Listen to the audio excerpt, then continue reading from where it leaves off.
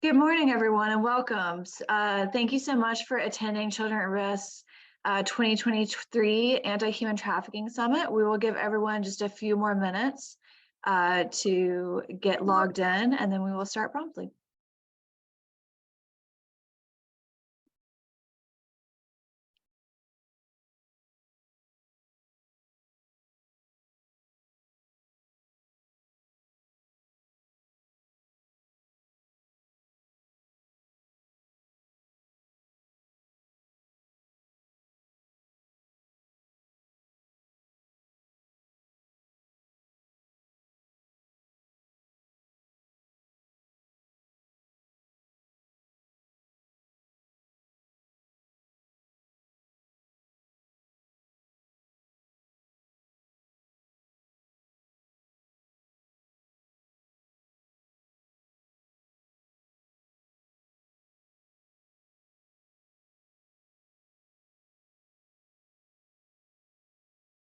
Okay, welcome again. Welcome, everyone. Thank you so much for attending our Information and Communication Technology Solutions Anti-Human Trafficking Summit.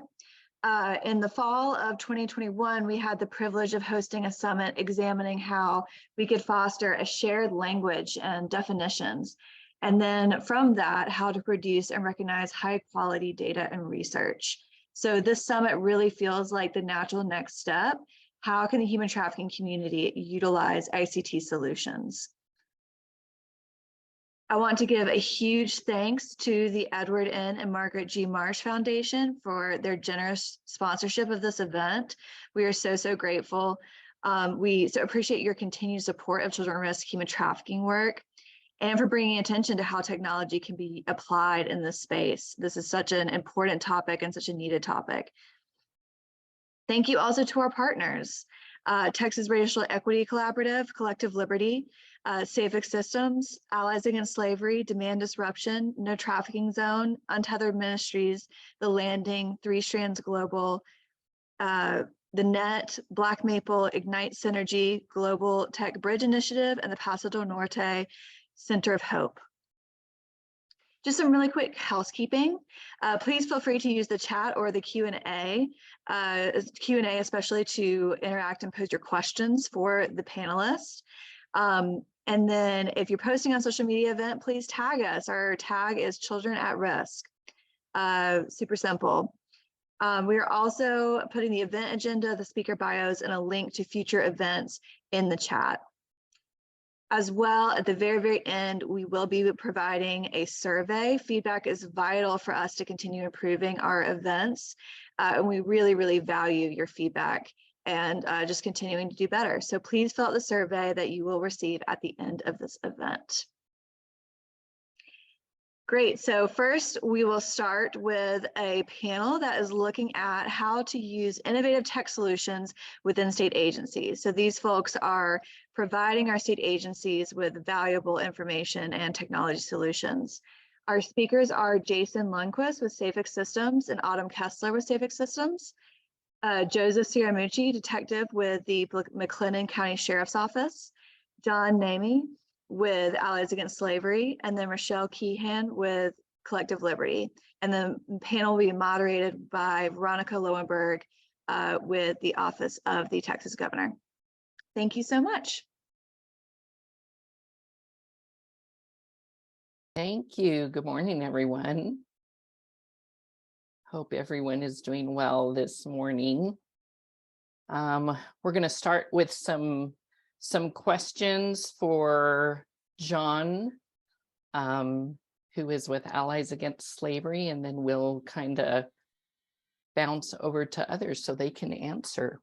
So John, to get us started this morning, tell us how you work with state agencies to identify children who might be at high risk for trafficking.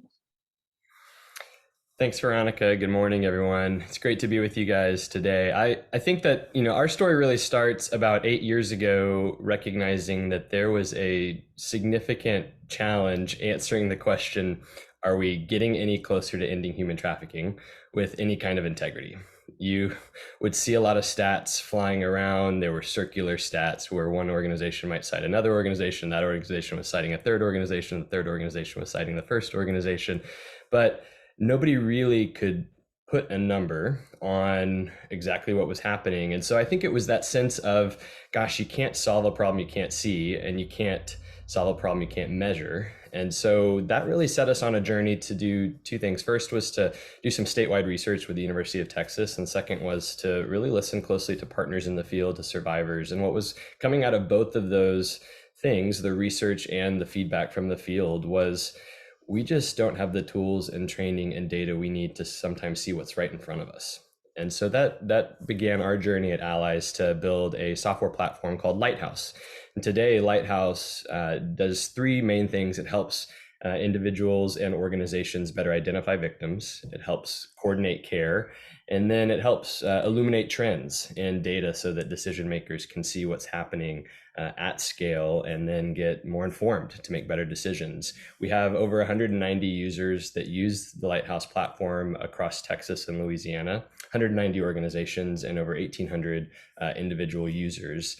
And so it's been exciting to see the growth and the scale of that work. And I would say that in those three domains, identification, care coordination, and seeing trends in data, in the identification piece, typically that's a function of Lighthouse that's utilized by direct care providers. These are service providers working with vulnerable populations in the field. They might be interfacing with at-risk youth or homeless and runaway youth, right? Kids in the foster care system, the juvenile justice system. It's typically not state agencies or government agencies, but we do have a couple of notable partners in that space. County mental health providers are one of the partners that are using Lighthouse to more rapidly identify victims they might be interfacing with. And then juvenile justice facilities across the state of Texas are actively screening and sharing that data with Lighthouse. And then Calcasieu Parish, actually, in Louisiana, their juvenile justice center is using the platform as well. So we see some interfacing with government agencies, but mostly that work with state agencies, government agencies comes in the care coordination piece and the statewide trend piece. And I think that's because folks that are in those roles, they're less concerned perhaps with the day-to-day service provision, right, for victims and survivors, and they're responsible for budget, for decisions, for allocation of program resources, for designing new solutions, for policymaking. And so we have an opportunity with Lighthouse to serve up multiple sources of data to those kinds of decision makers so they can be better informed. And I think that's really an opportunity for the future of the movement. We need to actually pull resources together, pull data together, and essentially provide a business intelligence tool for people that are working in state agencies. So that's the high level on what we do with Lighthouse and how we're equipping government agencies. Thanks. You brought up the subject of data and spoke a little bit of why it's so important, why data is so important. So I'm going to ask some of the others what your view on why data is so important. Jason, you want to go next?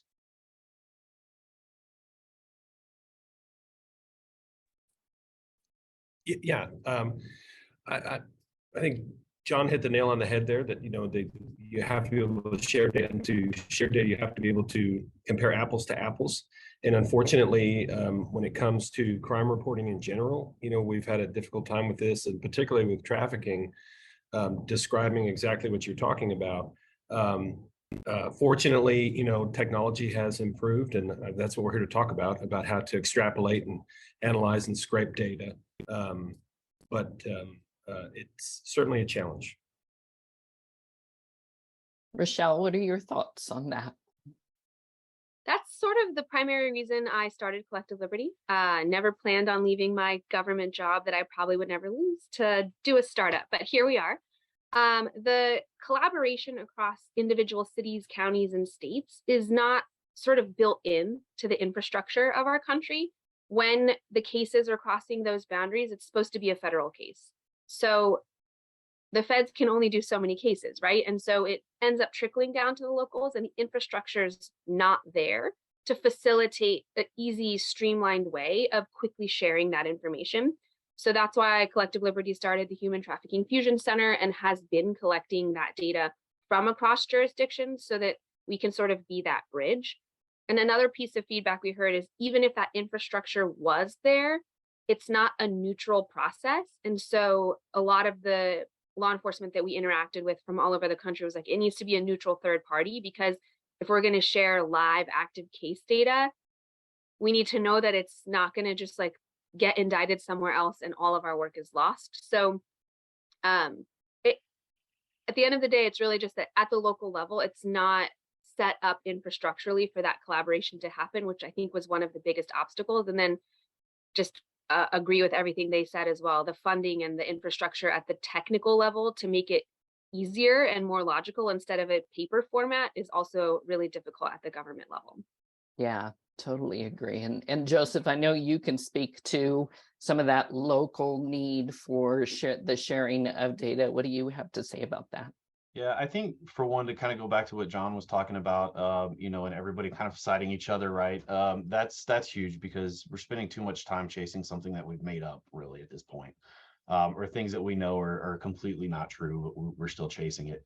But to go to like the actual data, you know, with Rochelle, yeah, I mean, obviously that's a difficult thing, because on a local level, we don't have the ability to communicate with police departments like the rest of the world thinks that we actually do. It really boils down to having to get on the phone, call some random dispatcher and ask for some detective that you don't even know who you're talking to.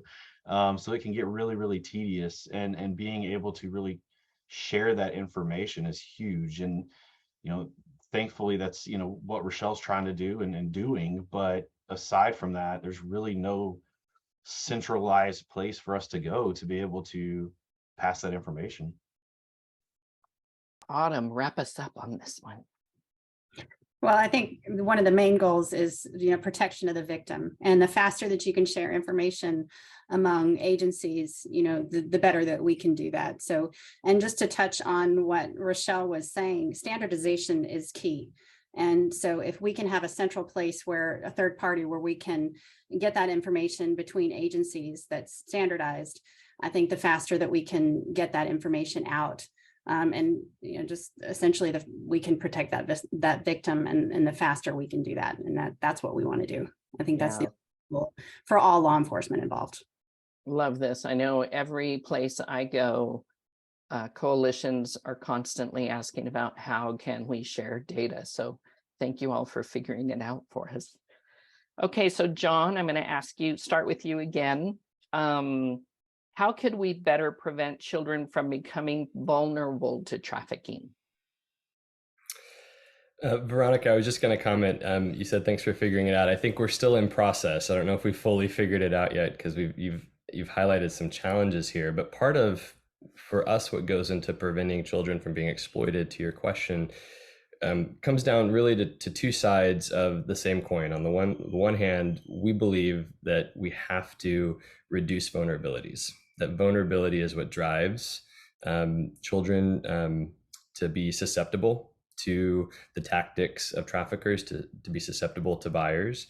And then we also have to reduce demand. And I think what you're hearing from Rochelle and Collective Liberty and Joe and SAFVIC, there's a whole effort around changing the mindset of law enforcement in such a way that it can be proactive and protective of children in investigations, to go after buyers instead of victims.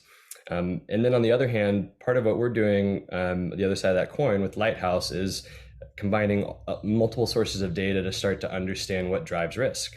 We now have over 110,000 screenings for sex trafficking across Texas and Louisiana.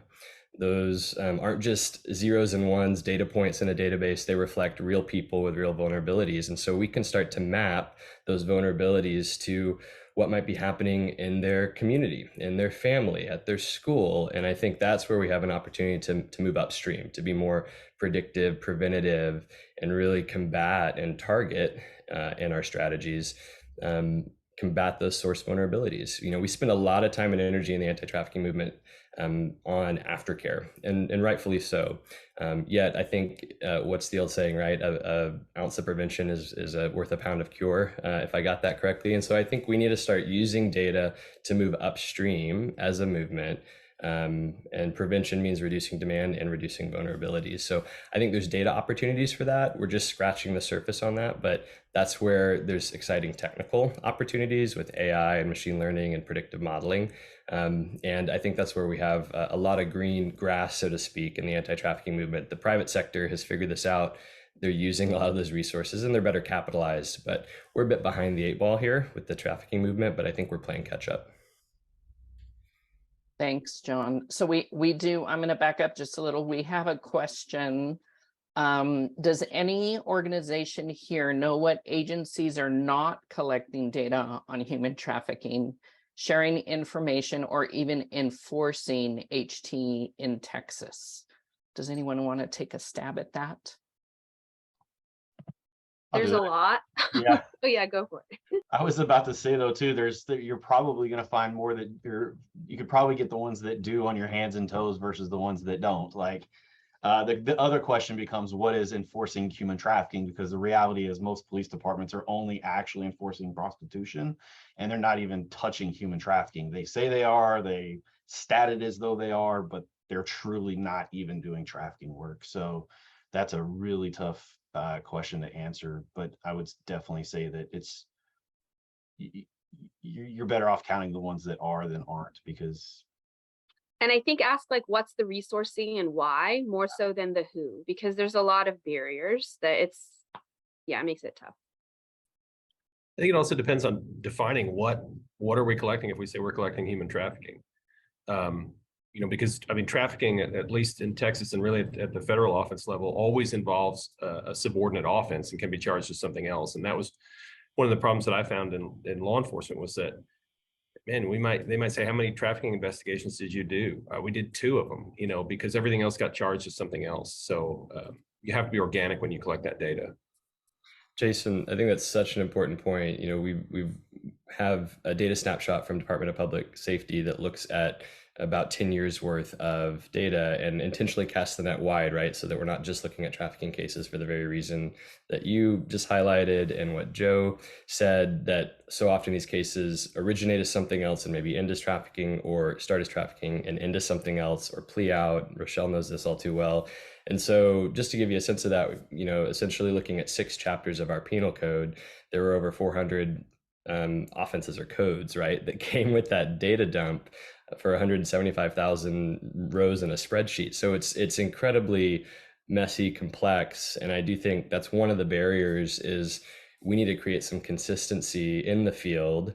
And this is where state agencies, policymakers can help lead the charge, right? To help clean up the penal code, help create consistencies, where you guys do a lot of education work in the field, so those codes are applied consistently. Rochelle's doing a ton of work educating the field so that prosecutors are actually moving cases forward effectively. So the data is sort of it's a telltale sign of what's happening, but then there's all of this wraparound ecosystem for support that we have to provide the field to actually get better at the data process. We can't homogenize 18,000 cities. Like the structure set up in a way so that the states have their own independence, their counties have their own independence, and the cities do. It's not going to be homogenous. Like, I do agree with you, but that's not the solution. It'll never happen. We have to really figure out ways to, like the past summit that Children at Risk did, is how can we normalize how we talk about it, and better labeling of things, but homogenizing the criminal code. Like some states have like 12 pages, like a total of 100, and then some states, like you said, have hundreds or thousands.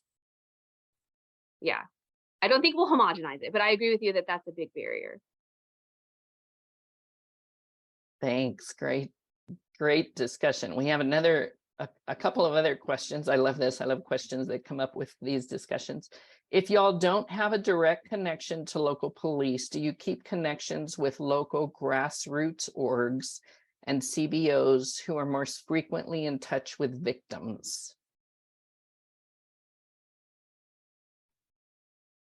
I'll go first again, I guess. I mean, we do, right? So I don't think, most victims of trafficking, I'm going to venture to say 99.9 are not knocking on the front door of my sheriff's office saying, hey, my trafficker just dropped me off. I want to pick him out of a photo lineup, give a written statement, and prosecute to the fullest extent of the law. So we have to look at who's actually in contact with them, right? And that is those NGOs. It's not us. And generally when it is us, it's not for a good thing. So yeah, I mean, we almost have equally as many cases coming in from Unbound in our case than we do getting out doing operations, just because they are literally like boots on the ground with those young women and men, you know, every day, all day. Thanks. Okay, to our next question. How can we better support children that are at high risk of trafficking? So Joseph, you just mentioned Unbound. You want to speak a little bit about them? Yeah, so they're one of the primary NGOs that we've worked with since the beginning of doing trafficking. I think when we're looking at that, it's extremely important to partner with them, right? Because, or whatever organization that's vetted, we'll put it that way, because there's a lot of fly-by-night ones. But, you know, vetted organizations that can actually be out there talking to these at-risk kids, because, you know, again, if we can keep them from being trafficked and they have all the indicators there, then we need to jump on that way before the trafficking even occurs. Now, what that looks like, I don't necessarily have the answer for. One thing I would like to point out is we spend so much time talking about females and the gender-based violence that we're not holding men accountable enough for their actions. And, you know, we can talk to girls all day about how to protect themselves, but we need to be spending much more time with boys, telling them to keep their wallets in their pocket and their hands to themselves.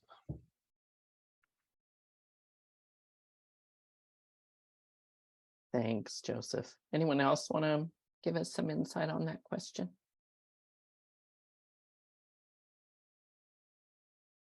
Okay. So around training, our folks from Collective Liberty, you want to speak a little bit about how can you explain your training program and why it's helpful to law enforcement? I know you guys provide a fabulous training, so let's talk about it. Sure, and it kind of builds on what I was saying before. So we have at the federal level kind of a general idea of what we hope the approach to human trafficking will be all over the country. But again, we have 18,000 cities with their own culture, structures, infrastructure, local ordinances, vibes in general. So you can't just have one training, right? So we have a base curriculum that we then tailor based on the data we're collecting on a daily basis that I described before, that's agnostic of jurisdiction. So it's from all over the country. And so we have the trends of, okay, in the jurisdictions that have these sorts of statutes, this is how we're seeing trafficking enforced. And these are the subcategories of crimes that we see being used. And then in jurisdictions that have different statutes, what does it look like? So we're able to bring to those trainings the base curriculum, how that jurisdiction sort of matches up to jurisdictions with similar criminal structure and infrastructure, criminal codes, as well as how it compares to jurisdictions that have a different approach, so that they can see what's working, what's not working, and some potential reasons why. And the way the training is assuming everyone who shows up has been to a human trafficking 101 training. Now, what do you do about it? Okay, you're a law enforcement officer. This is the criminal code at your disposal. This is the civil code at your disposal. This is a realistic look at whether the prosecutor is going to prosecute or not. What is your path forward when you get a tip? And how can you be more proactive about building your case? So we walk them through from tip all the way to prosecution. How do you build that strong case? And the primary focus is not the special victims approach, where you get a victim, they outcry, they self-identify, and they're your whole case. It's actually, assume you never talk to a victim. How do you do your job to build that case? And we connect them to different technical resources, the intel support through Collective Liberty, and just the methods for open source available information that they can find. And it's not that they don't know or it's too hard. It's until you're taught something, you can't be expected to know it, right? So we walk them through and expose them to things that they hadn't been exposed to before. And it also goes back to what Joe was saying, is most jurisdictions are enforcing prostitution because that's been a crime for decades, right? But trafficking, the 50th state passed its trafficking statute right before the pandemic. So it's brand new. and most aren't enforcing it. There's not like a protocol in place, a well-serviced unit with tons of past case studies. So we're bringing the case studies to them. And basically that's it. We're bringing the case studies to them and trying to catch up the knowledge and the skill set and the examples and lessons learned for trafficking. I'm a former prosecutor, and our training team is all current and former law enforcement prosecutors and survivors.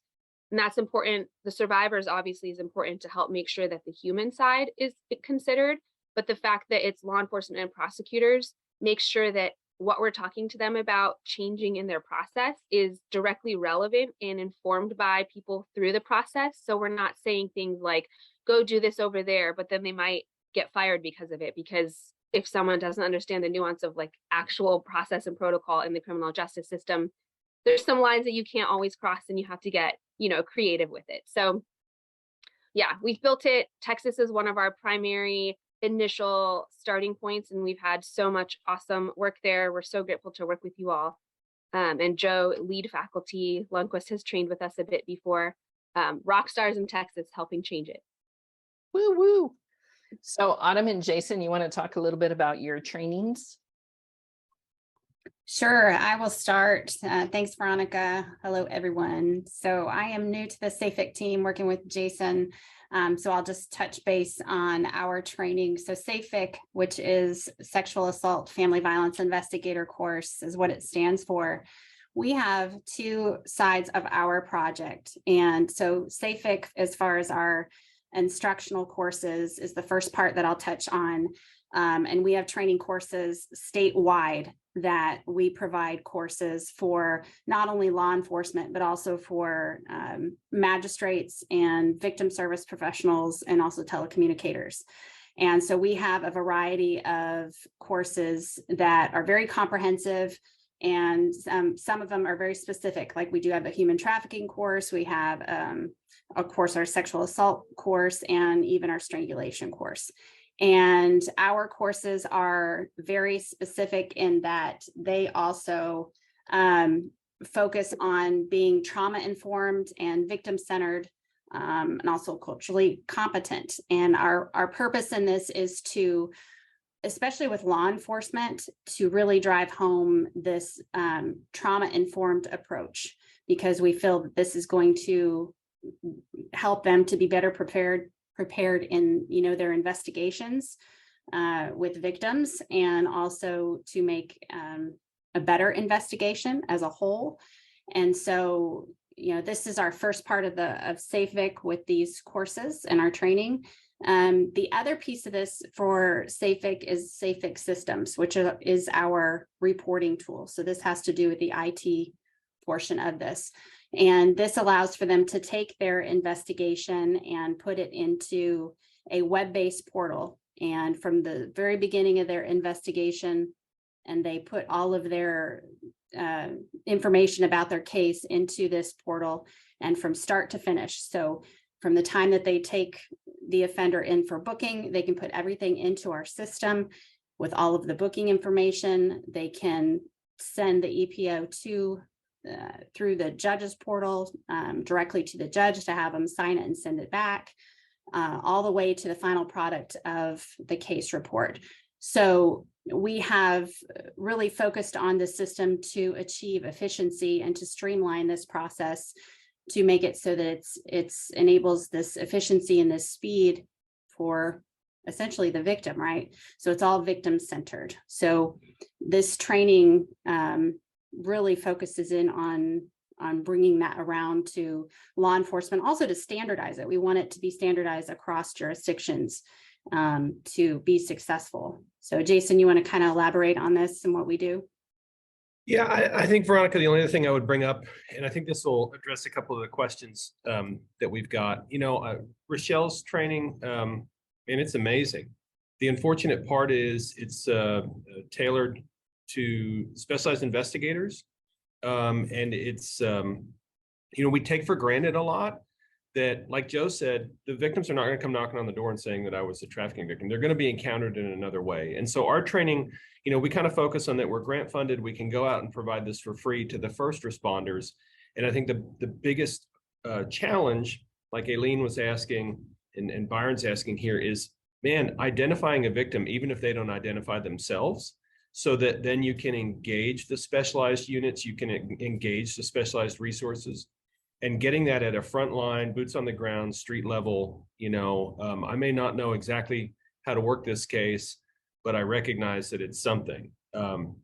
So victim identification, identifying what statutes are applicable, that stuff is, we take it for granted because we do this stuff all the time, and it's easy for specialized folks to just take for granted what the actual boots on the ground are doing. We do train about proactive identification. I just wanted to clarify, we're not the opposite of having a victim come identify themselves is what we're doing. We're teaching you to not ever need to encounter a victim. I just really needed to clarify that. And Joe, I know that you participate in a lot of these trainings and provide your own. So can you give us a little bit of insight as well? Yeah, I mean, really to go back to what Rochelle said, it's just getting the methodologies out there because, and like Jason said, we oftentimes don't even think about it. I remember the first time that we sat down and we're like, wait a minute, I did 7 years of death investigations before trafficking. And I'm like, I've never had a murder victim tell me who shot them. So why can't we do the same thing with trafficking victims and be like, hey, we just had one 2 days ago. I'm like, hey, here's the deal. I already know the jig. There's some ladies over here. You're going to be free to go. Like, have a good day. I don't need to sit here and quiz you about everything because I should already have the answer before I ever try to do anything. And really, that's what, Rochelle and I have done a ton of training all over the country. But even like my little nugget ones that I do are like, here's just an overview. This does exist and you can do more with much, much less. It doesn't have to, require $10,000 worth of equipment or anything like that. Let's just tone it way down and just go put traffickers in prison and get trafficking victims the help that they need. Yeah, thanks for that. And that leads well into our next question about what changes would allow law enforcement and prosecutors to better investigate human traffickers. And so, Rochelle, I'm going to start with you on that one. Changes in, is there any narrowing of that? Because let me just see if we could have a whole summit just on what changes. What are the top? Give us the top 3 in your opinion. So I think primarily it's around education and resourcing, and not resourcing in a way where you're just sending however much money to a department with no accountability, but resourcing that's specific and relevant to the trafficking spot, so that you have sufficient staff and that they have the ability to focus on building out the cases. For example, if I had 75 cases in my caseload and one of them was trafficking, that one case took more energy than the 75 other domestic violence and sex assault cases combined. It's a lot more resource intensive to do these investigations, especially if we're expecting proactive, where we're saying, you go find all the evidence, you identify the network, you don't lean on the victim or force the victim to give you info. That takes a lot more time and energy than a victim coming to you, telling you the story, you following up on a few things and tying the bow. So resourcing it in that tailored way is really important. And then training the investigators and the first responders, the people that are going to encounter the victims. We also train sometimes 911 operators, just the patrol guys, the people that are 6 months in. When you see these things, this is what you should follow up on, and here's what to do. But if there's no investigative unit for them to call, then what's going to happen when they find it? What's the next step? So it's got to be a whole system solution. So resourcing the units that can specialize in it, training everyone, and then making sure the system itself is in place are the top 3, I would say, for us to actually find and investigate. There's probably 100 more. So hopefully y'all will chime in with other stuff that we should be doing. And I know John's on the front and back end of that. So John, you want to pipe in next? Well, yeah, I was actually going to defer to Joe and definitely Rochelle on this one because they're sort of in the weeds, right, around these actual cases and how to move them through. I think, we're hearing stuff, as Rochelle said, on the front end and then on the back end. And I can just say from a data perspective, what's hard to communicate something that should be as simple as, hey, here's the total number of arrests Texas has had on human trafficking this year, or here's the total number of prosecutions that Texas has had on human trafficking this year, or here's the court outcomes, right, for those cases. Part of the challenge there is that we have technical limitations with our systems that are in place. And Jason and Autumn can probably speak to this much more eloquently than I can, but we don't necessarily have the ability from a data standpoint to tell that full narrative in a cohesive way from arrest through the disposition of the case, at least in a clean way that is consistent, that lets us understand what happened, so that then we can kind of build that back into our education process and training. So we could see, okay, it's interesting, we've got a lot of arrests, but not many prosecutions in this area. Let's figure out what's going on there, right? Is it that we don't have law enforcement handing off that case effectively to the prosecutor, or are those cases getting plead out, as something else because it's easier? We don't have the resources to work the case, like Rochelle was just talking about. So, my plea in this area is for some clarity around the story the data can tell from arrest through disposition of that case. And there's some things that are happening with the Office of Court Administration right now in Texas that are exciting, that I think are going to help improve that. And then, those of us on this panel are doing our part along the way. But I think that's where, to come back to an earlier point, we're not talking about creating homogeneity across penal codes in 18,000 places. We're talking about creating consistency and some standard ways that information flows so that we can get smarter and then actually pinpoint our training and education. We need to sit down with law enforcement in this region and a prosecutor in this region and figure out why cases aren't moving through. We need to figure out why it's easier to plead this out at this level instead of going an extra couple of weeks and kicking it up right to the next level. So I'm not going to pretend to be a prosecutor. That's definitely more of Rochelle's domain and Joe's domain. But those are some of the things that we're seeing from a data standpoint that I think would make an improvement. And if we could wave the magic wand, we'd see more resources put around data collection and data transparency from that start arrest through the disposition of the case. So with these trainings, I'd like to hear a little bit about what y'all are seeing as a result of the training that you're doing. So maybe Jason and Autumn, can you speak a little bit to that? Yeah, and just to piggyback off of what we just talked about too, when I was a manager, I always tell people never bring me a problem without a solution. And so I feel like I'm doing that here. But one of the problems is that trafficking is a complex thing for prosecutors, for cops, for victim advocates, everybody. And so we need more of them. And that's a nationwide problem right now. I don't know what the answer is to that.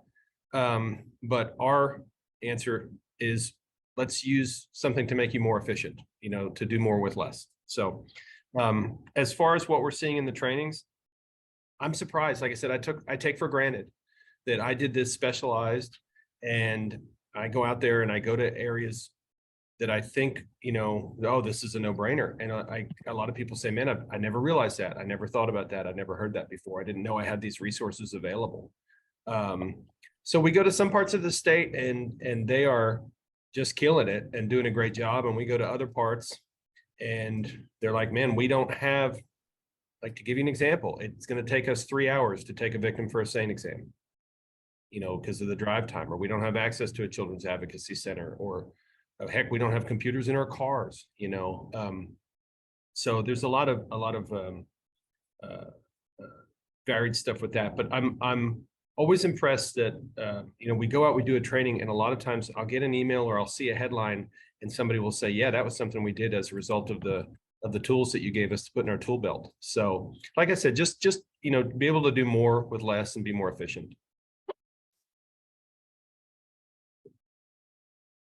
I'm ready.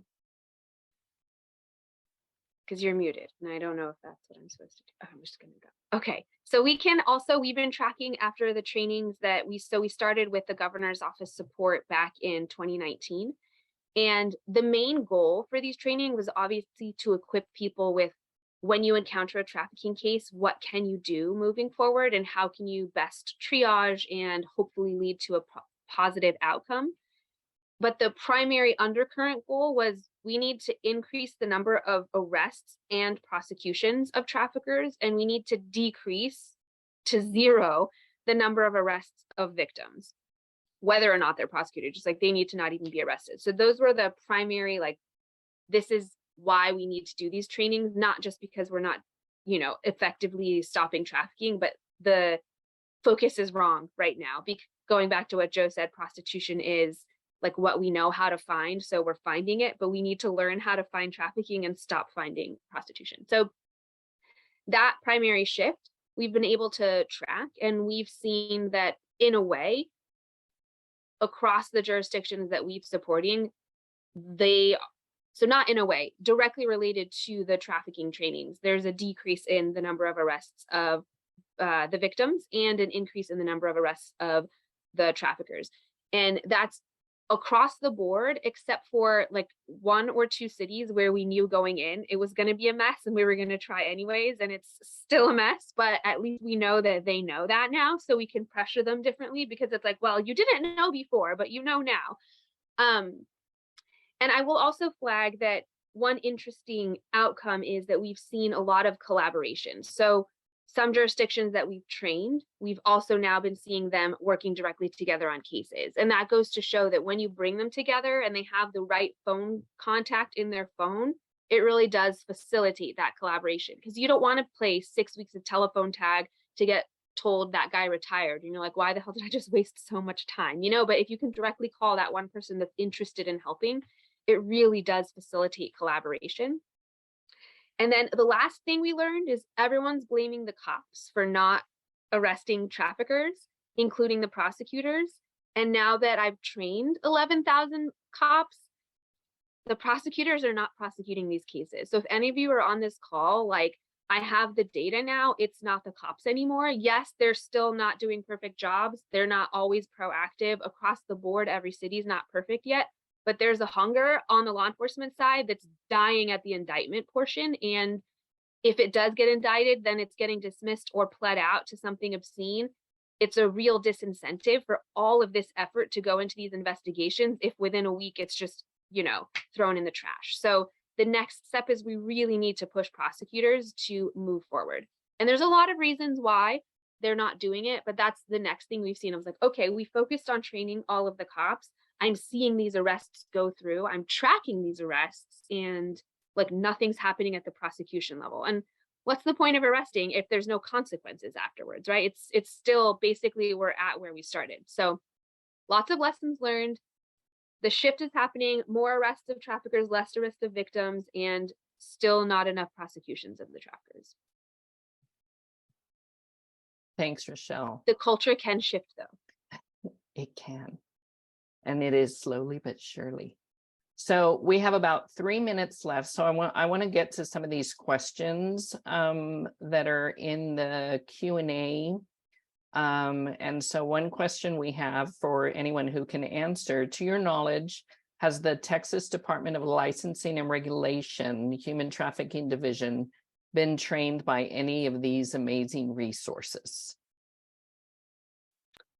We did a small training for them, TDLR, right? And we've been in conversations about a broader agency-wide training, but I think funding has been the issue. But we've done outside of Texas, the licensing training. Joe and I have a few different entire curricula set up, and it's just about funding right now. So I don't think so, unless Joe, if something else happened that I don't know. No, we just had the small ones that we've talked about. Yeah. Yeah. We'll say that TDLR is playing a significant role with the Office of the Attorney General around addressing IMBs, illicit massage businesses, across Texas. And that's an area as well where I think the data is accelerating some of those efforts, because you can actually map those IMBs or suspected IMBs, and then you have an address. That's one of the unique things about this type of trafficking.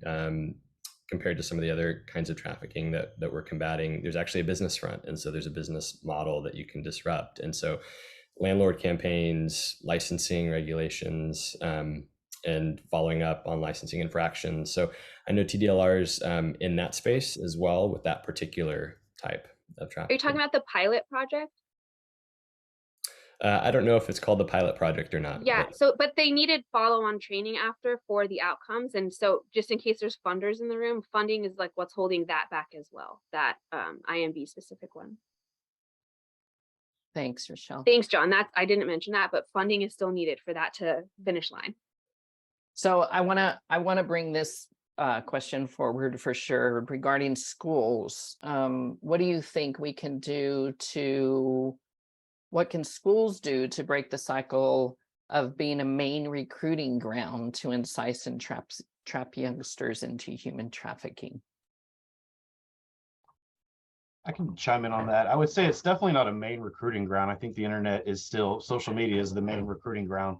But, I think a lot of the school trainings, I know when Unbound goes out and does the school trainings, they have kids come up and they're like, I didn't know what this was called, but this has happened to me. And then we get notified, So really just getting in there and the school districts allowing human trafficking training, because so many are resistant to doing that. So if there was a mandate that they had to, through legislation, I think it would be amazing. And I think it would also at least provide indicators, because the reality is my kid, especially when he was in grade school, spent more time with his teacher every day than he did me. So those are the people that are really there. And Jason could definitely talk to where the outcry is coming from, generally from the schools. Yeah, I in that scenario, it becomes a hot potato issue, right? And everybody likes to say, like, if you have a school district that has an SRO, does the SRO, are they responsible for it? Is it the law enforcement where it happened at, whether it's county or city? And so on top of what Joe said, allowing training into the schools is probably number one priority, but then also defining your role and your responsibility when it's reported and what you're going to do with it. I think this is the other biggest thing. Veronica, can I jump on that one as well? I know Absolutely. we're short on time here, but just to follow up, because I support both what Joe and Jason said. I think I'll brag on Fort Worth ISD for a minute. It comes back to funding, like Rochelle highlighted. There was some funding, but Fort Worth ISD received grant funding to really dig in on this. And one of the strategies they're using is to also unroll screening across the district. So they have over 200 counselors they're not doing universal screening, because that'd be something like over 80,000 kids in the district, but they're screening high-risk kids who have been exposed to violence, or going to, the campus resource officer, campus counselor. And then those counselors are screening, to Joe's point, right? They're on site and they're able to identify whether or not that youth has experienced trafficking and might make an outcry or connect them to the right resources. We're seeing that in Beaumont ISD now. So schools are starting to put together, I think, a mix of responses. Training is one, absolutely necessary. I think screening is another. And then I think for schools to then be aware of resources in the community, because schools can't provide all the resources on site, right, once they identify a victim. So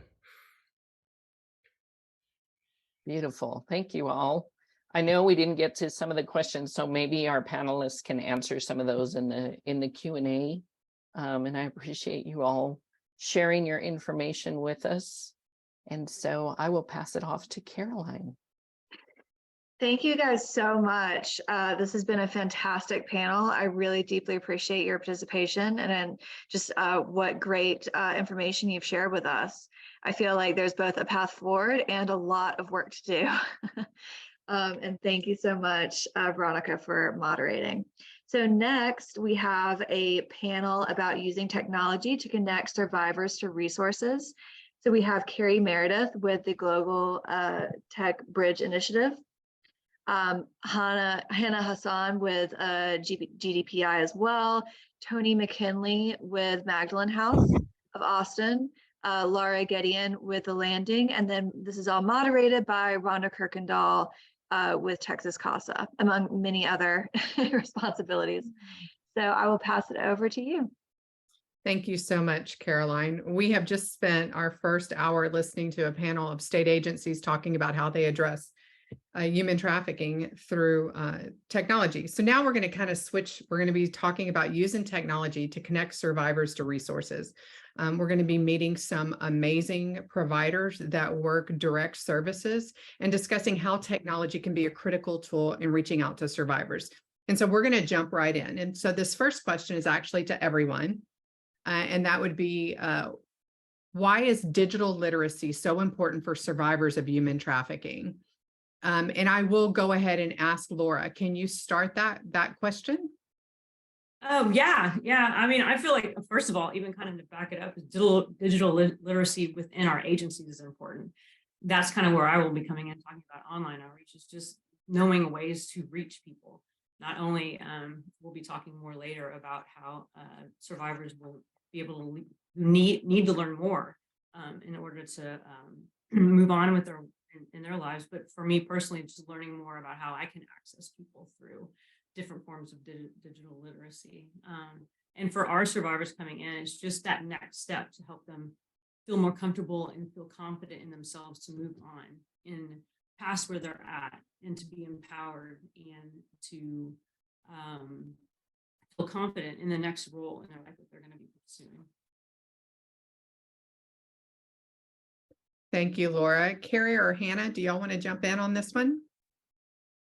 Sure. One of the things that we've learned in doing research around digital literacy is that 1 in 3 Americans are on track to be left behind in the 21st century economy. And that's because of the lack of the digital literacy that's out there. So by 2030, they say that 85 million jobs are going to go unfulfilled due to a lack of these skills. So supporting survivors is actually imperative to help them thrive and contribute and participate in this economy. Because I personally have witnessed, survivors that have learned technology from just learning Gmail and the basic skills and docs and some basic spreadsheet skills to becoming software developers and actually getting jobs with software development companies. So digital literacy is it's a really powerful tool for survivors. Thank you, Carrie. Tony? Hi, yeah, most of the, well, actually all of them, all the survivors that I work with come to me with either one form of identification or no identification. And in order to obtain, identification so they can move on and get a job or go to school or get their GED, it's all done online. And a lot of these survivors who are incarcerated, especially, are really, really behind on just even knowing how to operate a Gmail account or what is Gmail. And so, you need email, you need to be able to go on the internet and type documents and submit information online in order to just start the basics of your life. And so I have found that digital literacy is extremely important, even to just pick your life back up from after being trafficked. Thank you, Tony. That is so very important. This next question is to Laura. Laura, can you explain how the landing uses online outreach? Yeah, for sure. So I thought I'd just give a little background for those unfamiliar with the landing, but we operate as a daytime drop-in center in Houston, serving any adult who's ever been involved with human trafficking or sexual exploitation. We also have our youth advocacy arm, which focuses on kiddos up to the age of 21. So those two arms of our organization rely heavily on referrals and word of mouth. So then we come in with outreach as our third arm to utilize like street outreach, court outreach, and online outreach to more broadly reach survivors, so they even know that there are resources out there for them. And of those three, online, which is the newest for us, has really broadened and increased our reach beyond anything we could do face to face. And you answered a little bit of this question, but the next question is, why did you choose to use online outreach? Yeah. So, since where we're located on Bissonnette. So we're on a nationally known hotspot for prostitution. So our initial outreach efforts were street outreach. It was obvious we could be on Bissonnette, point up to our building, and explain who we were and the resources we could provide. But we knew behind the faces we saw there and online that there were a giant sector of people we were never reaching that solicited only online. So while we were discussing how we were going to approach that, 2020 came along, COVID came along. So our face-to-face meetings were no longer even an option. So we dug deeper into finding a program that would let us go back into ads and reach all those people that were only publishing ads online. We knew that the industry was thriving during 2020, and we just didn't have a way to reach them face to face at that time. So we found a program called Freedom Signal that allows us to actively reach out by text to hundreds of women, men, transgender, youth, adults, and just reach out to them, explaining that there are resources out for them, resources available to them. And for some people, it's a lifeline because their only communication is through their cell phone. Are there specific strategies that you found work best? Yeah. So luckily with the program itself, we can specify particular criteria when we're doing our outreaches. So we've been able to kind of test the waters and see how we can reach the most people or be the most impactful. And we've experimented with all sorts of combinations, like using different zip codes, gender, age, and different types of text messages. So we kind of learned, like initially we tried really long, explaining all that we could do for you in this long text, and realized that wasn't working so well. We would sometimes offer gift cards, which that's always a nice incentive. But then other times information on HIV testing sites and things like that. But what it boiled down to was just saying, hi, how are you doing? Or Happy New Year, how's your year going so far? And just initiating a conversation and breaking down a few barriers with just common talk. And that's what we've decided has been our most effective tool in reaching those people on online outreach.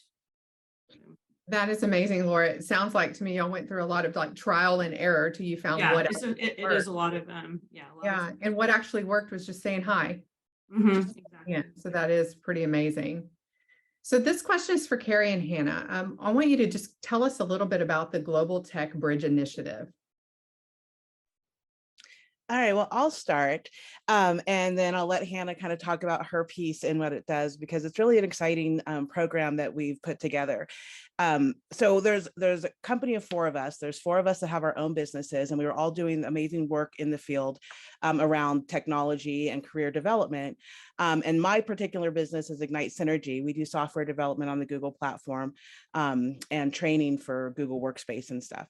And I come from working with human trafficking survivors, working at the Attorney General's office in New Mexico and Arizona. And so that's been my passion. And there was a point where I recognized that one of the things that was missing so much in the human trafficking space and working with survivors was resources. Everybody's going after the same resources, but there's a lot of services out there. So I chose to kind of take myself from social justice world and move into tech to build wealth to be able to fund the programs that I believe in. And then in doing that, we learned that training needed to be done for human trafficking survivors and other people in under-resourced communities. And then just through networking and stuff, met amazing other business owners. And so we built the Global Tech Bridge Initiative to help bridge the gap between people that had, struggle with access to digital literacy and career development and bridging that gap. And so they can become more skilled and really helping their communities, not only just through their own thriving, but in helping their communities just really strive. And so I bring the technology training piece to the table with the Global Tech Bridge Initiative. And then I'll hand it over to Hannah, who then gets handed off to where her company can then provide some career development pieces. So on our end, we provide support in finding meaningful careers. So that could be anything from effective job search, networking, personal branding, or professional branding. And then from there, pair individuals to opportunities in different companies that are looking to tap in those markets. And then just to add to, we recently received a grant from Google to focus on getting people upskilled in the digital literacy space that are justice impacted. So people have been impacted by the justice system. That doesn't necessarily mean that they've been incarcerated themselves, but their life has been impacted by somebody who's been incarcerated or somebody who's been involved in the justice system. So we're right now working on a grant where we bring free training to people in that arena to help get them upskilled and hopefully placed in jobs. Thank you so much. I think that the beauty of GTBI is that it takes something that was meant to cause harm, technology, and you've turned it around for good. to bring economic empowerment and healing to survivors. So the story of the work that y'all two are doing right now is just amazing. And that kind of segues into Tony. Well, first too, I wanted to talk a little bit about the challenges of working in career development with those who've experienced trauma and how those with lived experience have utilized their strengths. So that's actually for Hannah and Carrie as well first. And so just like anyone experiencing a transition, whether that's personal or professional, it can be quite emotionally and mentally overwhelming. And through career development, we're able to support individuals to turn adversity into accomplishment. And that could be seen through developing an empowering professional brand or learning new skills that help them land a meaningful career or start a business. Now we are going to move over to Tony. So Tony, before you talk about how GTBI has been used, tell us a little bit about Magdalene House and what you're doing in Austin. Sure. So Magdalene House, we're a 2-year transitional home for women who've been trafficked, 18 and older, and they have the 2 years to spend with us to go through therapy, a lot of therapeutic groups, teaching a lot of life skills, working with them through Carrie and her company and Ignite Synergy and learning, digital literacy, financial literacy. I mean, there's career development, and then they work also. And so that leads up to them being able to get a job, save money, and get their own place, get transportation so they can be independent and self-sufficient after 2 years and not be vulnerable to being re-exploited in some way or trafficked again, which does happen often when women are trafficked repeatedly over and over because they're not getting the right services that they need or a long enough time to heal. And so we continue after the 2 years, after they leave us, to do case management with them and help them through bumps in the road as they step off into their new life and supporting themselves. And so we have learned through all of this that digital literacy is extremely important, especially since COVID. It was important before COVID, but now everything has been moved online and is digital, and it's extremely important for them to be able to grow and succeed after us, during us, and after us. So could you share with us a couple of your success stories? Sure. Yeah. So, they have all come in and trained the women on Google Workspace. It has taught them how to use Google Documents and spreadsheets and PowerPoints. And this is really important because they can't afford the software to purchase from Microsoft to be able to write documents. And so Google gives them that space to use and it works, pretty much the same way, and go online and create these documents that they need for whether they're looking for a job, building a resume, submitting paperwork for various services that they need, using Gmail and how to use that. It's been very interesting to see them learn and grow in that area. And I think what's most interesting is I think a lot of people assume that because maybe they've been on social media that they know technology, but they don't. They know social media, but they don't know the rest of it that they need in order to have a career and develop professionally and move up and not be left behind in the world. And so some of our success stories is one of our women was starting her own business, and she's still running her own business. She's graduated from our program last year. And they taught her how to develop her own website, right? And using spreadsheets to keep track of all her expenses and her income and keeping track of clients. And that has been crucial for her success after she, graduated from Magdalene House. And so she's doing very well today and using all of that technology, and it's been really great. So it's been a huge help. Thank you, Tony. It sounds like the lessons that GTBI teaches, we really, all of us could use some. So to know that they're focusing in on underserved communities, especially survivors of trafficking, is a beautiful thing. So this question is for everyone. So how can we increase connectivity to survivors? I don't know if anybody wants to go first, or what are some of the options? Sure, I'll step in real quick. I know there's Austin Freenet, and they have access to some resources within the Austin area. They refurbish computers and hand those out to people that need them, that are working within our program. We've partnered with them, and then there's another organization that we've partnered with called Outreach Program Services of America, and they work with people that are on any type of government assistance, whether it's WIC or food stamps or Medicaid. And if you are, then you qualify, and they have people in Texas and in New Mexico and other states that can help them get qualified for these tablets. And so even if we can't get them a Chromebook, if they need tablets, which are adequate to be able to do the training and be able to learn these skills and get involved in the workforce, then they can do that. And Austin Freenet, you can look that up. That's not on our website, but it will be added. But Outreach Program Services of America you can apply through our website at gtbisolutions.com if you have somebody that's in need of a device to help keep them connected. Yeah, I know, and some of these things are limited over time, but we've been offering our clients some information that we have through Harris County Public Library, who are providing Chromebooks and then access to T-Mobile. So that helps them have their independence through that as well. And then, I'm sure most of us are able to help with cell phones. And I know that's not the technology we're all talking about all the time, but I do feel like that gives them the link to continue doing their job search, and as they do learn the technology, having access at their fingertips at all times.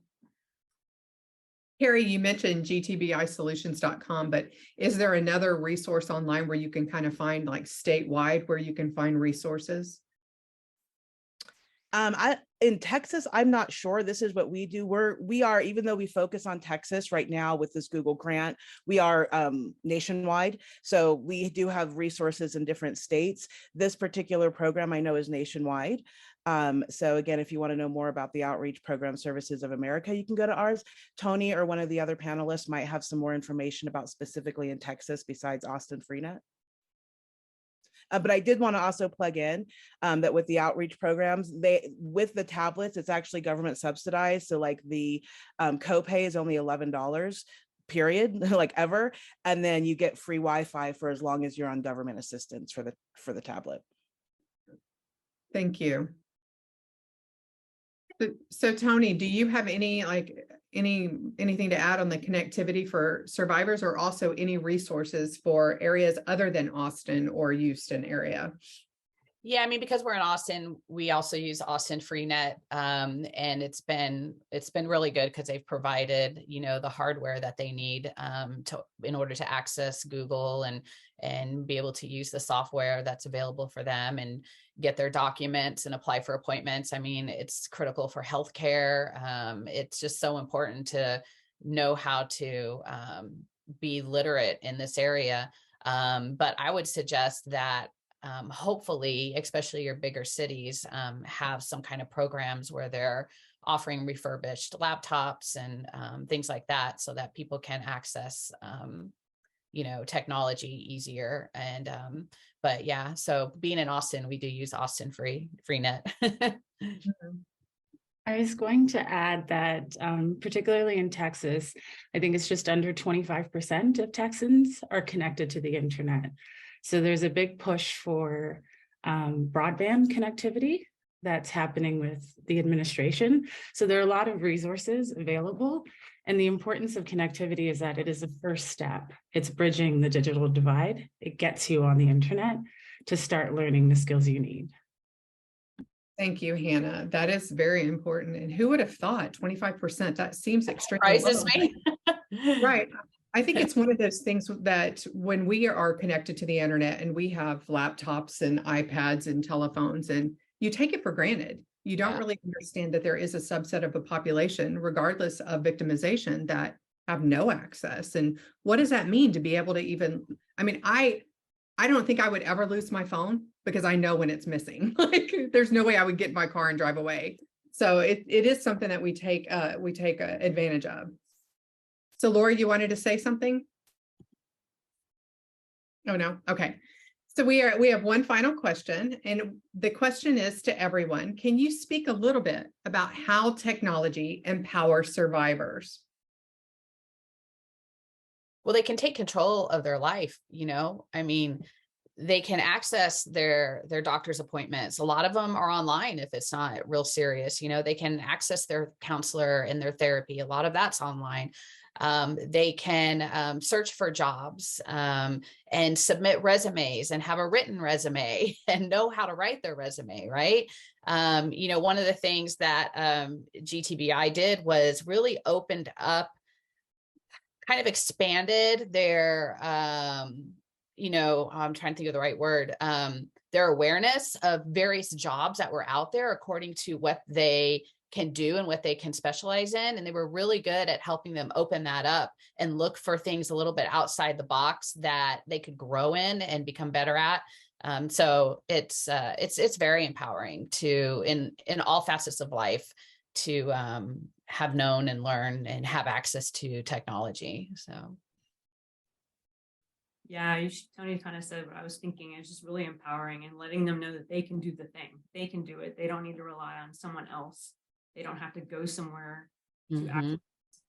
They have the ability to, when they need to, do the communication and understand how the process works.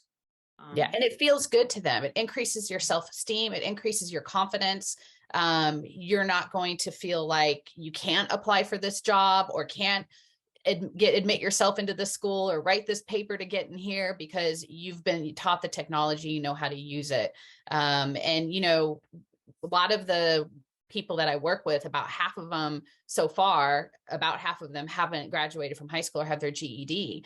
And it's as low as a 6th grade education. So there's a lot of catch up that these women need to do in order to be able to have their foot in the door, even, let alone be competitive in the workplace and with careers, but just to get that foot in the door and be able to use technology as an advantage to get them help and not have to rely on someone and wait for them. Like when you get home from work or when you're not busy, can you teach me how to type this up? Can you help me get into this website? They can do it themselves and work at their pace. It's just a cool level of freedom that we don't realize they're not.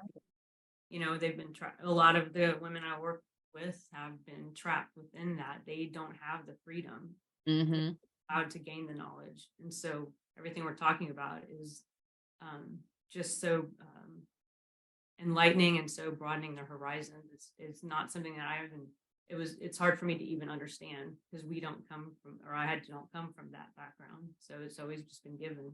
And now that's what I love about what y'all are doing.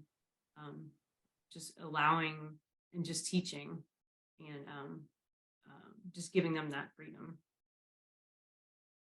Very good, Laura. Carrie or Hannah, would y'all like to add to that last question? I think we both do because we have such different perspectives in the way that we work with them. But what I want to say is people are very intimidated by technology. People think of, you say the word, you're in the tech industry, or we work with the Googles and the Microsofts, and they think, oh, well, it's just really intimidating. And I've learned that just from people that aren't even survivors or have a lower level of education. So when we come in and are able to show them how easy it is to use some of these basic tools, like Tony was saying, the confidence level that is increased. And it's 6 sessions. Like when we come in and do one-on-one, it's like 6 sessions, an hour each. And then we have a self-paced training online that they can go through it at their own pace. And that's a little bit longer because we coupled with Google, work with some of Google's trainings to be able to provide that. But once they realize how easy these basic skills are and how easy the terminology, then all of a sudden when you say, oh, it's a cloud-based technology, they're not like, oh, I don't know what that is. They're like, hey, this is not as hard as I thought it was. And then they have this confidence, and then they can go out and really feel confident going into the workforce. I agree with everyone's points. I think even just from an economic lens, when we foster digital equality and equity through access and training, it is crucial for us to achieve an equitable and inclusive society so every citizen can participate. And given that we are in this ever increasing reliance on technology, access to these resources, connectivity to training, has become essential for everything from job readiness to education and overall well-being. Thank you, Hannah. I love how this is one more area where it gives them their power back. I mean, to be able to have self-efficacy and agency. And it's something that a lot of people are intimidated by. And so it's wonderful when this is something that they can master. We are coming to the end of all of our questions. I wanted to thank each one of you for coming today to this panel and sharing your experiences with technology and the good use of technology. So many times we focus in on the abuse side of technology, but this is technology that is being used for good. And I thank you all for joining our panel today. And with that, I'm going to turn it back over to Caroline. Thank you so much. I just have one other question before we move on. Would any of you have sort of a client story that you would feel comfortable sharing or testimonial? I do. I have like a wonderful story that is one of our success stories. So I do work with an organization here in New Mexico, a couple of them, because I worked with the AG's office here. And there was one young lady who was rescued from an operation where there was a successful prosecution, which was wonderful. And when she was in one of the programs she was in, she decided she wanted to go to the boot camp at the community college here, and went through their 6-month boot camp, came out, was able to come on our company as an intern because we do software development as well. And just really started thriving as a software developer. We had other really senior software developers that took her alongside and really helped them become just better in that field.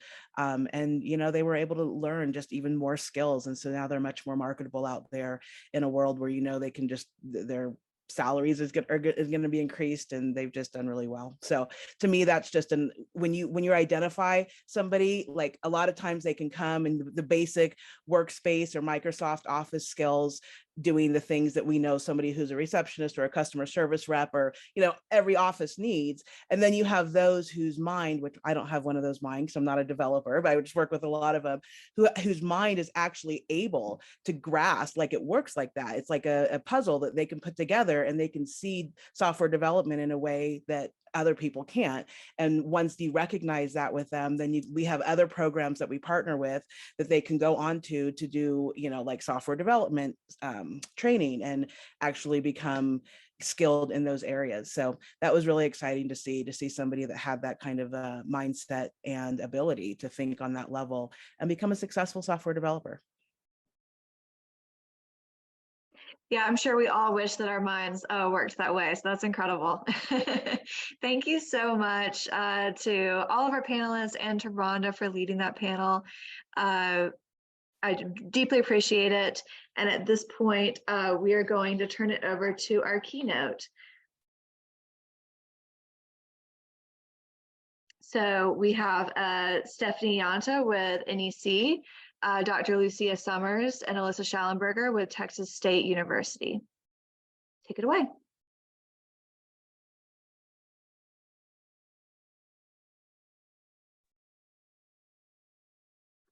Fantastic. Good afternoon, everyone. My name is Stephanie Yanta. I'm so thrilled to be here with you. Thank you so much. I am pleased and honored to be here on behalf of my boss, Dr. Kathleen Kiernan, who is the president of NEC National Security Systems. And I'm wondering if we can get the slides. Fantastic. Excellent. So thank you. As we know, right, human trafficking is a significant global problem that affects so many.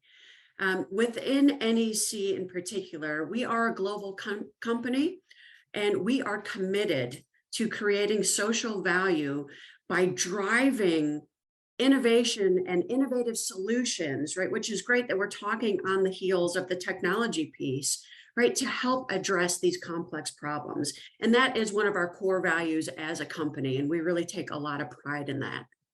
I think what we haven't mentioned yet, or what I haven't potentially heard, is the amount of money that human trafficking actually generates. And it's estimated by the Department of Homeland Security that human trafficking generates at least $150 billion of capital, which is only second to trafficking in narcotics. And we oftentimes see that conflation of the two, as you all well know. So this is a significant problem that affects so many on so many levels. And we are pleased to be partnering with so many like you guys here today. And I would like to highlight the fact that we work very closely with our InfraGard, which you may be aware is an FBI-led initiative within the private sector. InfraGard is deeply committed to providing information, right? And I think that is part of how we as the private sector can leverage our extensive networks to get the message out. And as part of InfraGard and part of this initiative, we have partnered and have been putting out monthly bulletins that are going across social media to really just make people aware of the signs of potential of human trafficking, and then what to do about that. I would point out that we are working with the International Association of Chiefs of Police, and in particular, Texas State University, and the Harbor Police and Port Authority within San Diego. And again, trying to leverage our extensive network and our extensive resources to really combat this global heinous problem. So I'm pleased and proud to be a part of NEC and National Security Systems and be a part of this fight. Having been an FBI agent for 25 years, I understand and have seen firsthand the implications of this violent crime against our vulnerable populations. So thank you so much for having us. Very pleased to be here and really laud all of you and all of your efforts as you move forward and as we move forward collectively in really ending this heinous crime. Thank you so much. I appreciate it.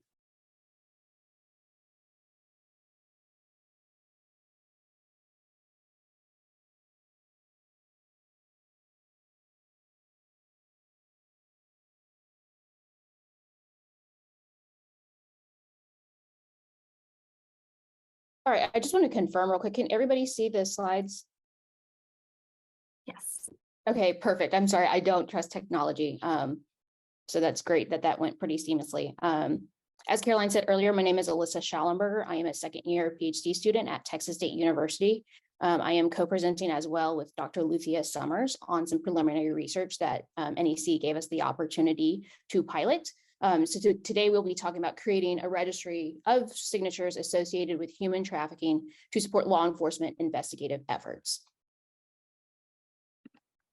Just very quickly, I will go over the statement of the problem and also talk about our research goals that were associated with this preliminary research and proof of concept research, as well as we will talk about our research findings related to NLP analysis, pilot scraping, some in-depth interviews that we did with law enforcement and other stakeholders, as well as some of our recommendations related to designing a registry and how this tool can be useful for law enforcement. And we'll wrap up with talking about our conclusions and recommendations for continuing this effort to create this repository.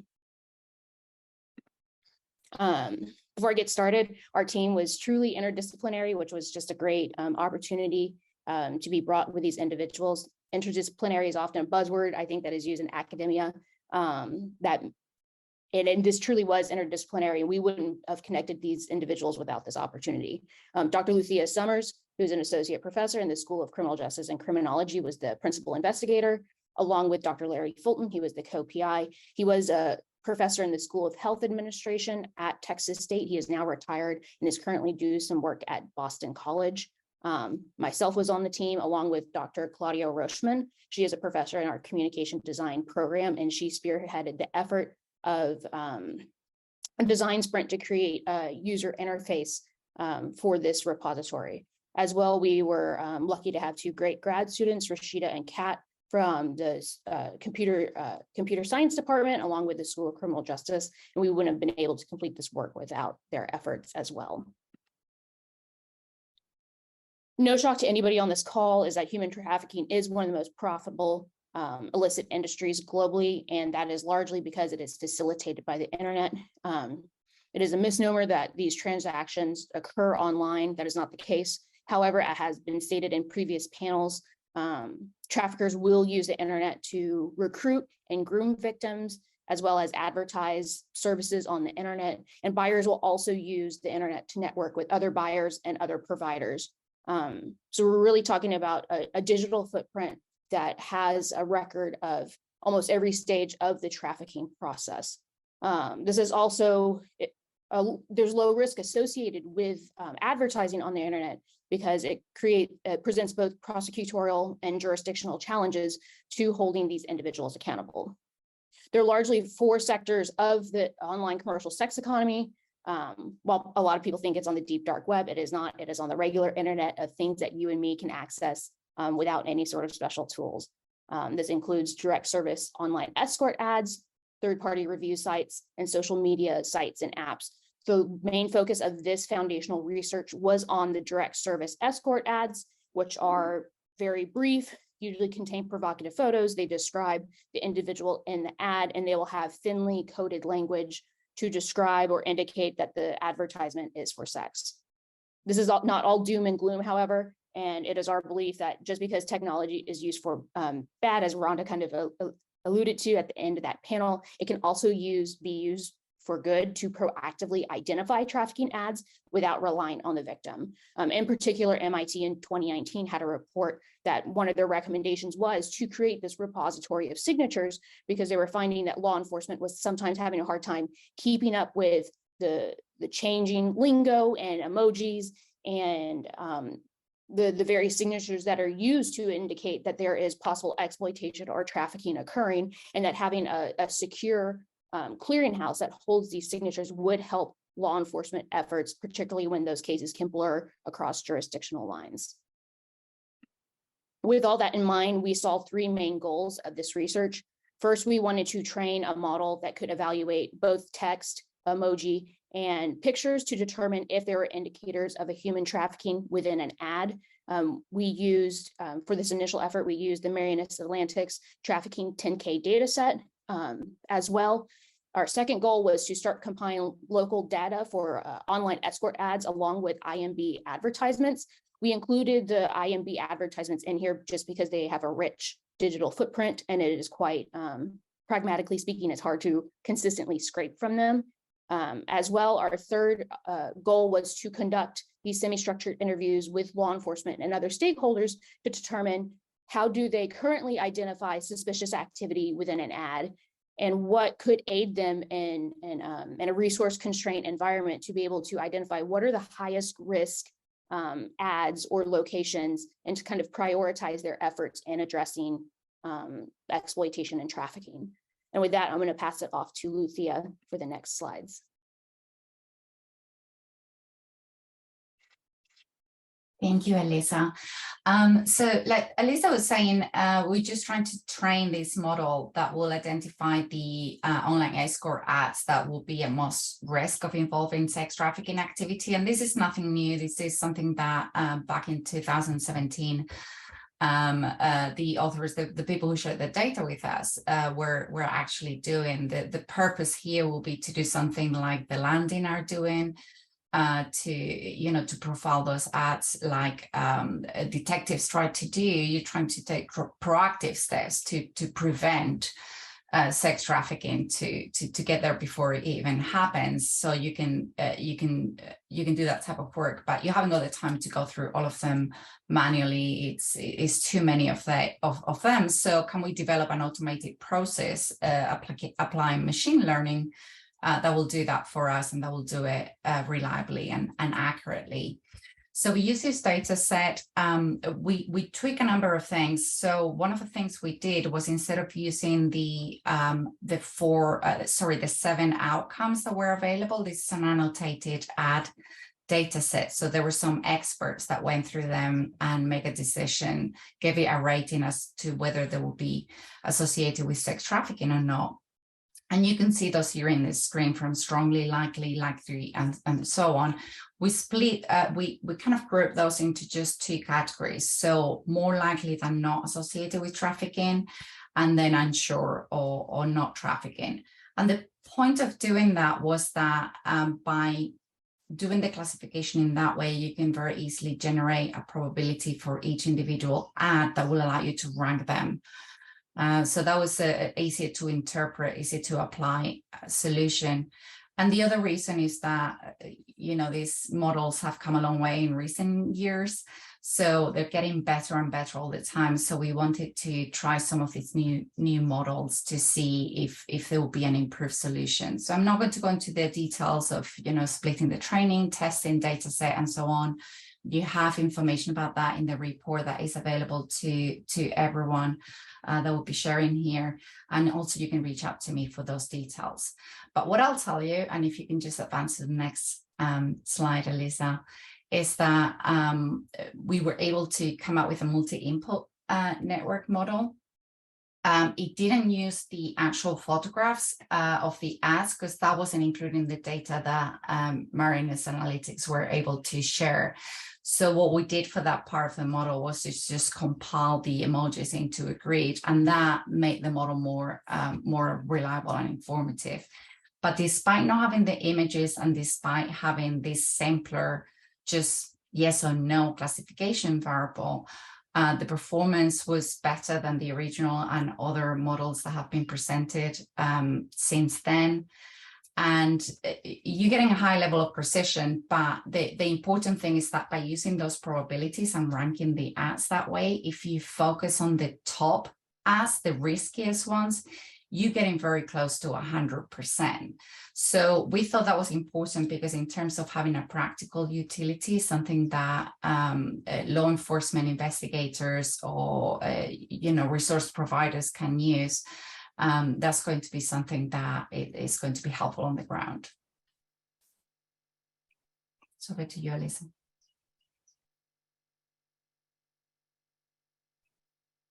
You're muted. Thank you. So in addition to looking at this natural language processing analysis, we also wanted to do pilot scraping of these ads. I can speak from personal experience from my work through CEAS and just my basic knowledge. This is not an easy task by any means. This is not something like Twitter or Reddit where you can plug in through an API and tell it, I want all the ads from this date using this hashtag or this keyword. It's quite complex of a process, and these websites are often changing. It was also necessary to do this because we knew that this 10K data set is, you know, frankly speaking, it's outdated, right? It's based on Backpage, which is defunct, it, you know, shut down by federal investigation in 2018. And we knew that the commercial sex marketplace has displaced since then. Skip the Games was one of the sites that we included as this initial pilot scraping because we knew that it was it is known to be very in your face associated with exploitation and trafficking. The site itself has been included in several arrests of sex trafficking. And we needed to be able to see that we could upkeep this for the proof of concept research. So within Skip the Games, we limited it to one city, which was San Antonio. Our computer science master student, she tried some more simple scrapers such as Scraping Beautiful Soup and was not able to successfully complete this. And she spent, and really just bless her heart, she spent so much time trying to figure out and troubleshoot how to do this. And after being blocked and detected, she was able to successfully build a scraper using Selenium to scrape from Skip the Games. She had to do a process where instead of just clicking through and automating on regular timed intervals, which was allowing for Skip the Games to detect her scraping activity, she had to randomize the time and the clicks and kind of have several scrapers going. And so in San Antonio, it took about 3.5 hours to scrape 750 ads, which represented about 100 to 200 unique ads posted per day.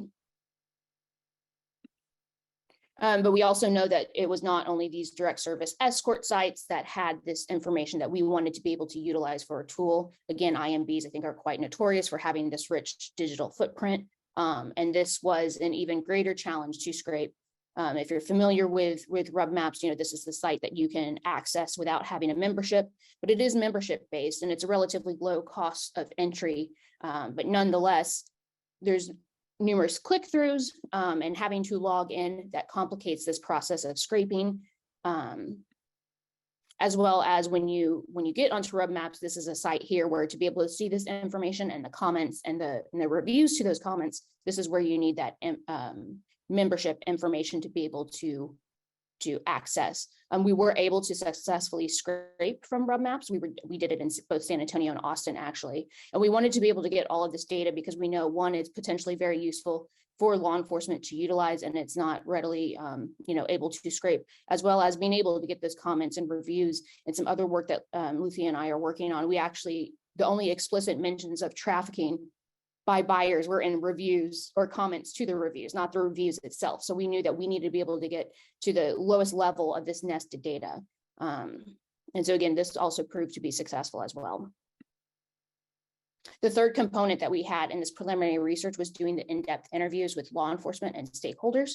We really were focused on getting we identified, three themes in these semi-structured interviews.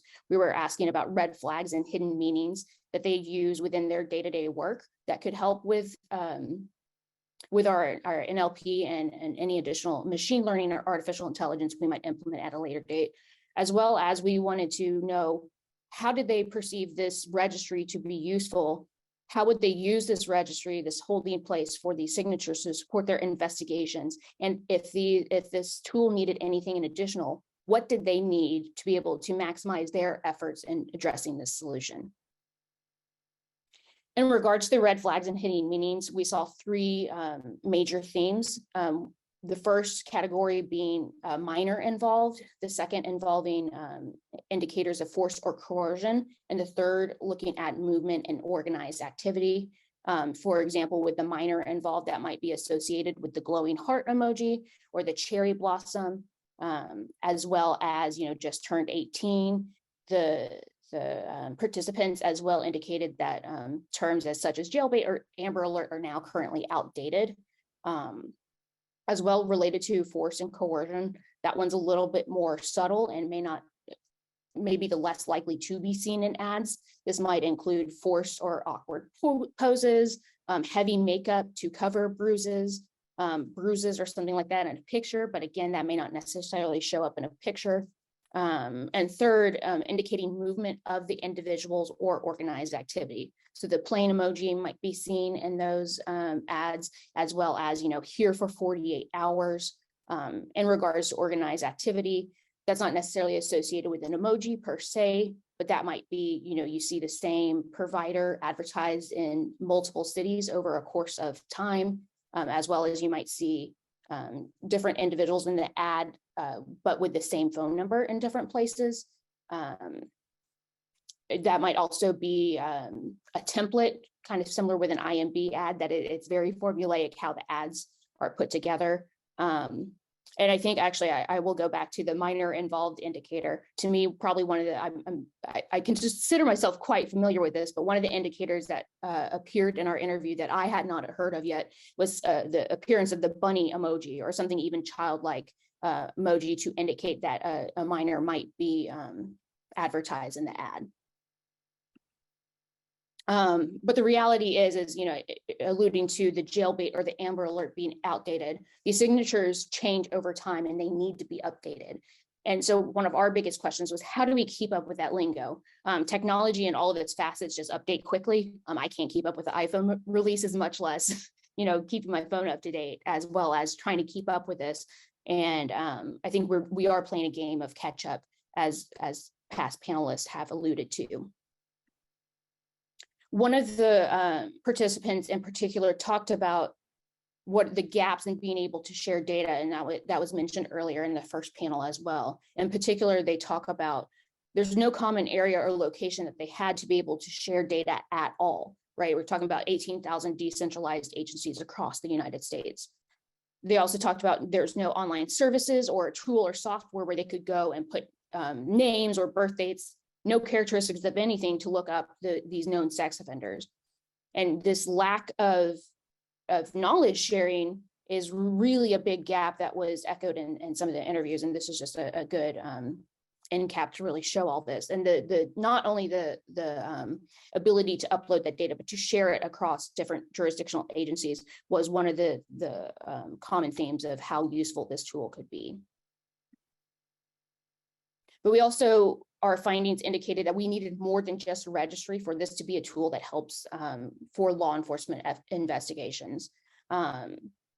We need to be able to look through archived ads and that with parameters that could help stakeholders looking at certain telephone numbers that might co-occur and not have to rely on some third party, another illicit site to be able to look through this, as well as there needed to be some sort of deconflicting system with these searches with an alert or an export, as Rochelle and Joe Scaramucci alluded to earlier. These can blur jurisdictional lines, and if two parties are fighting for jurisdiction, they may not actually know that this exploitation is occurring across jurisdiction lines, or moreover, there might be not enough to meet the statutory elements of human trafficking and the events that might occur in one county versus another. But if these agencies are able to share this data, they can help more accurately address this. And as well, this needs to be integrated nationwide, that is CGIS compliant, for data security and encryption reasons. With all this and the foregoing, we were able to establish in this preliminary work that we could get the scrapers to work on skip the games locally, and that this registry tool is potentially helpful for law enforcement based on the interviews that we were able to do, and that we were able to use an NLP model to accurately identify the models most likely associated with sex trafficking. But I will disclaim that this is, again, preliminary foundational research, and me and Lucia both agree that there is additional steps that needs to be taken before a tool like this is implemented that is useful for law enforcement. We need to be able to test these scrapers on multiple escort ad sites, statewide and across jurisdictions. These sites change frequently, they're hard to implement, and being able to store that data are all steps that we need to be able to address before moving forward with this tool. We also need to be able to set up a platform where users can search and rate ads that are scraped, as well as submit their own signatures. That trafficking 10K data set was over 12,000 ads rated by experts as likely or not likely sex trafficking. And in machine learning and artificial intelligence, your model is only as good as the data you train it on. And that trafficking 10K data set is outdated, and that you can imagine that takes time for that 12,000, that very high number that you need for a training set. So we need a user interface that allows for law enforcement and other experts to be able to submit that, so we can build up a new training set. And that training set will refine the initial model that we use, using new ads, using new ratings, including any new signatures, emojis, and including the photo analysis that we weren't able to do in this initial preliminary research. As well, I personally think that NLP is not enough. We need to be able to use open source intelligence, look at public records, as well as being able to use the information scraped in network analysis to be able to not only identify individual locations where this exploitation might occur, but to know where this organized activity is occurring and what routes or paths that this where the activity would be traveling. And really, for this tool, it needs to be a free, holistic solution that is implemented top down, because there are tools that are similar to this that are available, but often cost of entry is prohibitive for many departments. And so we envisioned that a tool it shouldn't be just the big departments who are able to utilize this, nor should it be big departments able to utilize this who have to rely on federal grants to be able to access such a software solution. But for this to be a top-down holistic solution, we need to have universal buy-in from law enforcement for both the networking and the contributing data as well, which would require the buy-in for wanting to annotate ads that are scraped, as well as sharing and case building sharing the information in cases across jurisdictions. And that is all that I have. I'm going to go ahead and stop sharing for a second so I can better see if there's any questions that are available.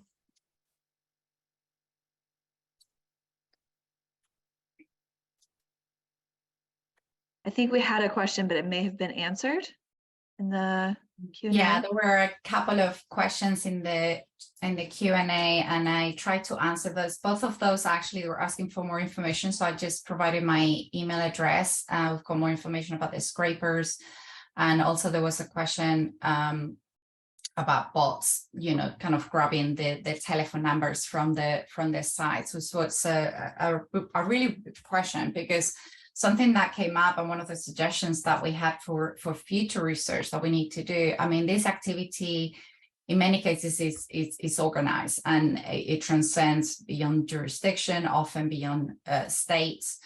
And, you know, we just did, you know, we grab a telephone number from a couple of ads, and we just did a Google search, and it's popping up the same telephone number in Seattle, in South Carolina, in, you know, this is from a San Antonio ad. And, you know, we're saying if we were able to get all this data and try to identify these clusters, because we talked about efficiency, and if it just seemed that a lot of the time that action that we're taking is almost like this big octopus, and we're just snipping a little bit of, you know, one of the arms, and that's not really having an impact on the problem, really. So, you know, finding some way of identifying these networks and the main points where we can cause the maximum disruption. But also, Joe mentioned it in the first panel. It's like you finding some sort of link, and then you're trying to contact that person in whatever jurisdiction is. You're having to call the switchboard and finding who the detective is. This is something that came through in our interviews. It'd be really great if there was a platform that we could join, and then everyone is there. So you've got, it seems like your victim survivor is popping up in Las Vegas, who's the person that can I just send them a message and connect very easily.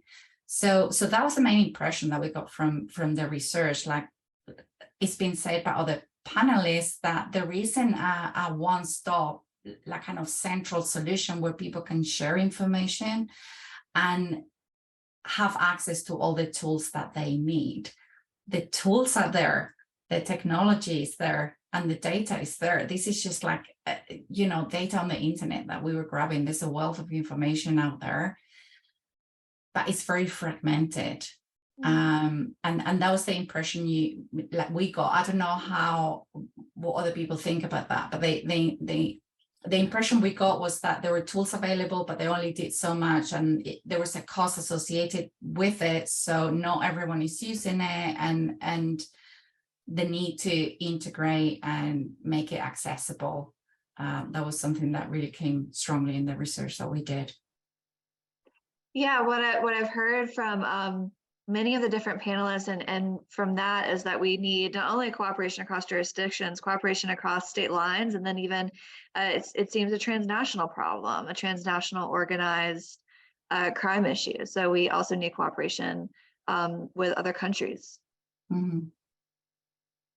Thank you so much to our keynotes, Stephanie Yanta, and then Dr. Summers and Alyssa as well.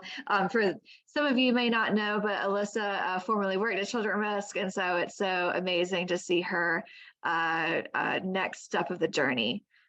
So we just really, really deeply appreciate you guys. I want to... I was just gonna say, it's great to be back. I just want to give thanks again to the Edward N. and Margaret G. Marsh Foundation for your generous sponsorship of this event. Thank you again to our partners, Texas Racial Equity Collaborative, Collective Liberty, SAFVIC Systems, Allies Against Slavery, Demand Disruption, No Trafficking Zone, Untethered Ministries, The Landing, Three Strands Global, The Net, Black Maple, Ignite, GDPI, and Paso del Norte, Center of Hope. For all of these partners, we've worked closely with them, and they just do such fantastic work, and we're so pleased to share this space with you. So I mentioned before that we will be dropping a survey in, I think, both the chat, and then also we will be sharing a QR code. If participants don't mind taking a few minutes to scan this QR code, and then it really, really helps us to improve future programming by knowing what you liked, what you didn't like, what you wanted more of for our next event. So I'll give everyone just a few minutes to scan that. In the meantime, we have some other events coming up. So you can join us April 27th for another free learning opportunity. It will be the Motherhood Summit. I am expecting a baby in May, so I am very fascinated by all things motherhood and scared and excited, but this will be an especially fantastic event and so relevant to these times when moms need even more support. And then May 11th for the Motherhood Summit. And then we also have an Early Childhood Education Summit coming up. And there will be links, April 27th for the Motherhood Summit, May 11th for the ECE Summit. I apologize. But there are links for both of those in the chat. They are free to join and will be very similar in format to this summit. Thank you everyone for attending, and I look forward to seeing you all again next year. And thank you again to our speakers.